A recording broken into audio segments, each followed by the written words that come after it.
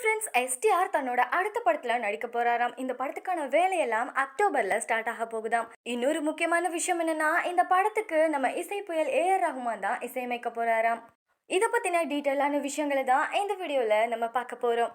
10 தல படத்தை டைரக்ட் பண்ணதுக்கு அப்புறமா கண்ணும் கண்ணும் கொள்ளையடித்தால் படத்தை டைரக்ட் பண்ணின இயக்குனர் தேசுங்கு பெரியசாமி அவர்களுடைய டைரக்ஷன்ல தன்னோட 48வது படத்துல நடிக்க போறாராம் சிம்பு. கமல்ஹாசன் அவர்களுடைய ராஜ்கமல் ஃபிலிம்ஸ் தான் இந்த படத்தை தயாரிக்க போறாங்க. இந்த படத்துல சிம்பு டூவல் ரோல் பண்ண போறாராம். அது மட்டும் இல்லாம இது வரைக்கும் சிம்பு நடிச்ச படங்கள்லயே இந்த படம் தான் அதிகமான பட்ஜெட்ல தயாராக இருக்கு.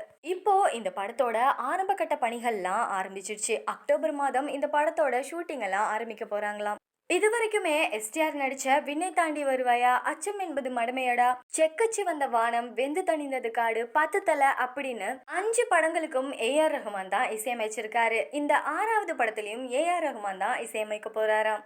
அதாவது ஏஆர் ரஹ்மான் எஸ்டிஆரோடைய படங்களுக்கு 6வது தடவையா இசையமைச்சு கொடுக்க போறாராம். இந்த விஷயத்தை பத்தி நீங்க என்ன நினைக்கிறீங்க அப்படிங்கிற உங்களுடைய கருத்துக்களை கமெண்ட் செக்ஷன்ல கமெண்ட் பண்ணுங்க.